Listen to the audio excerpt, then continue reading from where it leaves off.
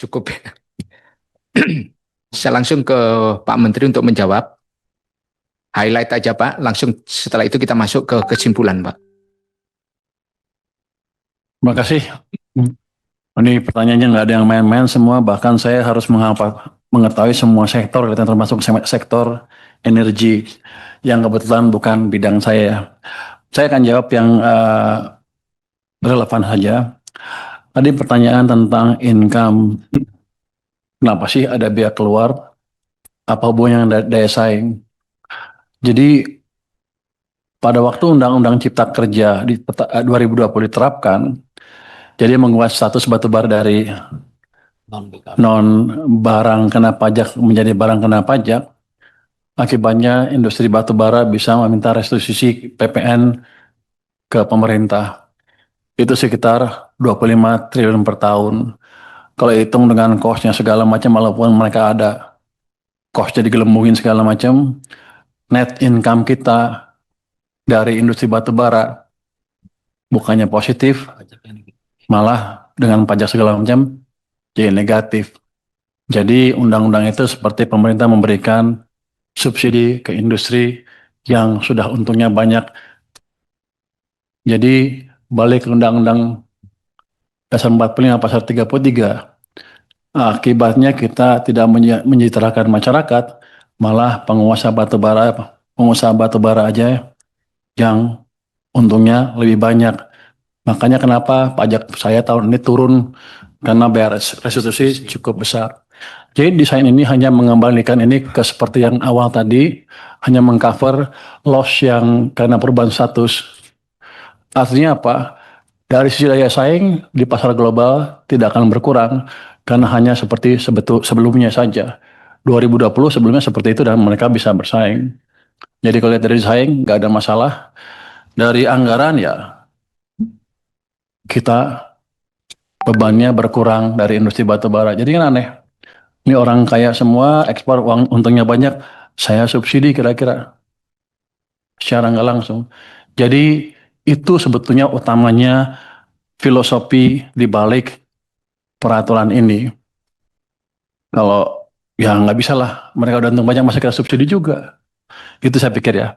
Dari pertanyaan Pak Hari segala macam itu amat akurat sekali. Untuk hilirisasi, kan ada beberapa usaha hilirisasi dari industri batu bara dulu sempat DME, dimethyl ether. Cuman karena kebijakannya nggak mendukung di pemerintah, nggak tahu sebelah mana, proyeknya gagal semua tuh. PTBA gagal, terus ada perusahaan dari Amerika Aero apa gitu. Ahli dimethyl ether, ini terbesar di Amerika. Udah siap investasi, nggak jalan karena emang saya nggak tahu di mana salahnya. Waktu itu emang semangat untuk hilirisasinya tidak betul-betul dijalankan dengan baik. Ke depan dengan adanya ini, kalau ada lagi perusahaan itu masuk lagi, saya akan pastikan mereka dapat insentif yang pas kalau perlu, sehingga mereka bisa betul-betul investasi di sini. Orang kita selalu bilang itu merugikan, itu merugikan, itu merugikan. Saya nggak tahu yang bergerak siapa, industri batu baranya atau konsumen dalam negeri, saya nggak tahu. Tapi basically minat ke sana selalu ada dan kita selalu mempersulit.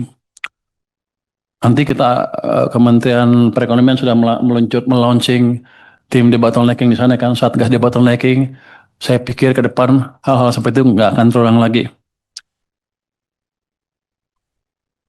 Untuk under invoicing tadi dari Golkar ya, dari Demokrat juga. Apa yang sudah saya lakukan? Apa kita santai-santai aja setelah ada temuan seperti itu di lapangan? Jadi sekarang kita sedang revamp itu bea cukai kita, termasuk seluruh sistem IT-nya. Kita punya Simbara yang terdiri dari berbagai komponen kan, dari ESDM ada sistemnya, dari bea cukai, dari pajak ada sistemnya semua. Cuman sekarang ngakunya terintegrasi, tapi belum terintegrasi betul. Saya sudah buat tim 10 ya di LNSW, Lembaga Nasional Single Window, untuk memperbaiki itu dari waktu ke waktu. Dan mereka laporan saya sekarang setiap minggu. Progresnya seperti apa. sudah lebih baik, mereka dapat temuan-temuan baru, tapi belum sampai ke level yang ideal. Di Bea Cukai juga sistem IT-nya kita perbaiki sekarang. Kita udah beli scanner-scanner baru ditaruh di Jakarta, di Pelabuhan Tanjung Perak ya, Surabaya, di Semarang kan, di Semarang, Belawan juga udah kita IT. Tapi hanya di sana kan scanning di sana aja udah. Saya mau tarik begitu di scanning dapat gambarnya, dapat langsung ke pusat. Jadi pusat bisa melihat langsung barangnya apa. Dan ada langkah lagi biasanya sih kalau udah dideteksi di lapangan, dikasih, ditanya harganya berapa, apa pas nggak harganya segala macam. Biasanya di lokasinya di sana di tempatnya di Tanjung Perak atau di Semarang atau di Belawan. Sekarang kita akan tarik ke Jakarta di mana yang memutuskan hanya Jakarta sehingga daerah nggak bisa main-main lagi. Itu sistemnya sedang kita kembangkan. Mungkin Maret tahun depan sudah berjalan dengan penuh. Jadi kita keluarkan cukup banyak sumber daya untuk memastikan itu berjalan. Karena kalau ke Bea Cukai kan sudah clear. Saya bilang ke mereka, kalau Anda nggak bisa perbaikin dalam waktu setahun dari kemarin, ada kemungkinan besar Bea Cukai akan dirumahkan seluruh pegawainya. Kalau tak, jadi mungkin dia dirumahin aja sampai pensiun, nggak dibayar. Nggak tahu dibayar apa nggak? Mau nggak kita bayar lah. Rugi gua kalau bayar loh. Tapi dengan semangat seperti itu, saya pikir orang kita cukup pintar kalau digebuk sedikit, gebuk banyak juga, apalagi kalau digebuk banyak. Jadi dengan ke depan harusnya penyelundupan permainan HS score akan berkurang secara signifikan. Kalau nol sih nggak mungkin kan kelihatannya ya. Ini kan kita nggak hidup di dunia yang ideal. Akan berkurang secara signifikan. Untuk yang tadi juga yang yang PAME, itu sekarang udah kita panggil tuh pengusaha FAME di seluruh Jakarta, di Indonesia ke Jakarta. Kita bilang ke mereka aturan kita begini, begini, begini. Kita nggak akan deviate dari aturan itu.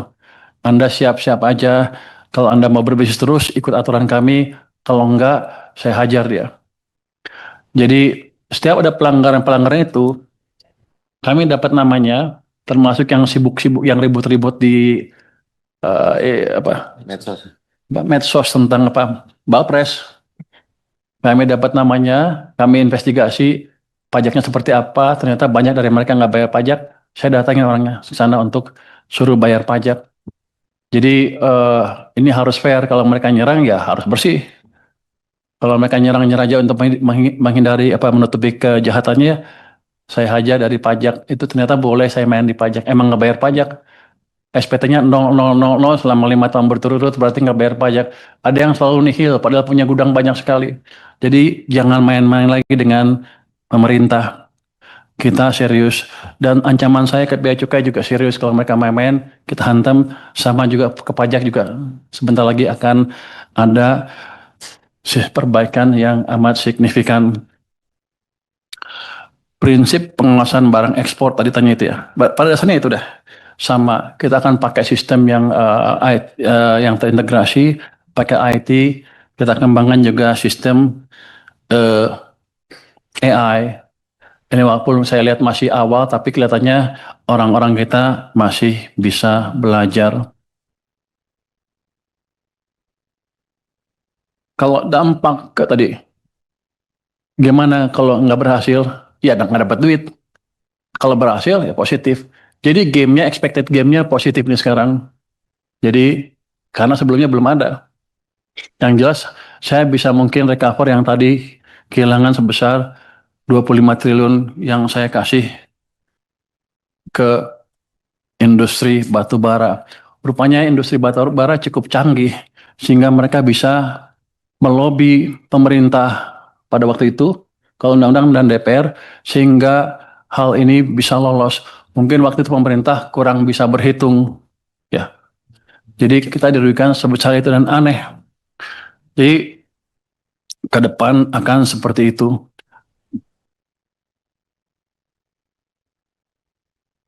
Baik. Yang utama apa? Untuk roadmap hilirisasi kan itu di luar wewenang Kementerian Keuangan. Tapi kami akan bicara ke Kementerian SDM, ini bosnya Pak Ketua nih, untuk meminta membuat hilirisasi seperti apa ke depan, dan kami siap mendukung 100% langkah-langkah yang akan dibuat oleh beliau. Ada satgas? Ada satgas.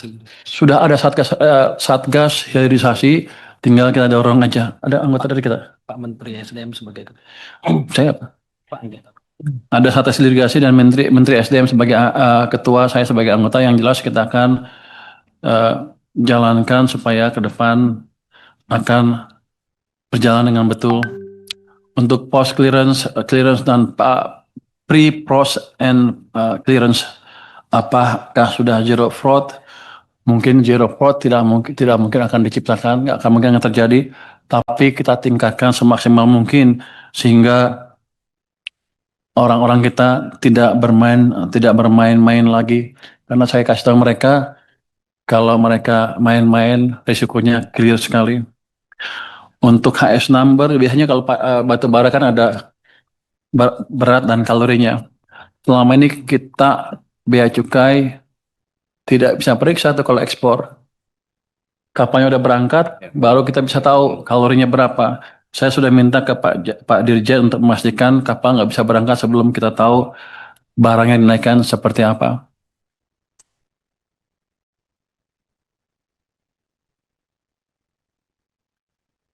Mungkin demikian. Oh, dari Pak Dolfio ya. Defisit tadi, mengurangi defisit. Nanti dari Pak Dolfio kami akan lengkapin tadi roadmap-nya seperti apa sih Dari untuk downstream industrinya dengan satgas hilirisasi tadi. Nanti saya akan pastikan berjalan, apalagi kalau ada industri yang mau masuk atau perusahaan besar yang mau masuk. Saya tahu kita udah 2 kali gagal gara-gara ketidakjelasan posisi kita dalam mendukung hilirisasi ini. Untuk dari Pak Fauzi Amro, untuk minuman manis dalam kemasan, kenapa saya tidak presentasikan sekarang? Memang kami belum akan menjalankannya. Kami akan jalankan dan mulai memikirkannya ketika ekonomi sudah dalam keadaan lebih baik dari sekarang. Saya pikir kalau ekonomi sudah tumbuh 6% lebih, kami akan datang ke sini untuk mendiskusikan cukai seperti apa yang pantas diterapkan. Kalau sekarang saya pikir ekonomi masyarakat belum cukup kuat. Mungkin demikian Pak Ketua. Sebelum ditutup Pak Menteri. Pak Menteri, yang tadi makanan yang pemanis itu Pak, tadi belum akan dijalankan sampai ada kondisi yang menurut Pak Menteri kondusif. Di APBN 2026 sudah ditargetkan belum sebagai penerimaan? Sudah Pak, itu Berapa Pak? ditargetkan 7 triliun rupiah Pak. Tapi Kenapa waktu itu ditargetkan dimasukkan dalam itu? Ini kan berimplikasi di 2026 Pak Menteri, penerimaan negara kita kurang lagi 7 triliun. Sementara belanjanya sudah ada. Kan gitu Pak. Karena yakin ada 7 triliun, dibelanja jadi ada 7 triliun kan? Ya. Kan jadi ini Pak, ujung-ujungnya defisitnya yang nambah 7 triliun. Nah ini tolong Pak, perencanaan seperti ini agak disiplin. Kalau memang kita belum, jangan dimasukkan sebagai penerimaan. Karena implikasinya 7 triliun kita ada di belanja. Ketika penerimaan ini nggak tercapai, ditutup lagi oleh defisit 7 triliun. Akhirnya rakyat lagi yang menanggung. Karena ketidakcermatan dari Kementerian Keuangan merencanakan penerimaan. Jadi kalau sejak awal ini memang tidak dijalankan, jangan Pak. Jangan dimasukkan. Ya Pak, ke depan akan seperti itu.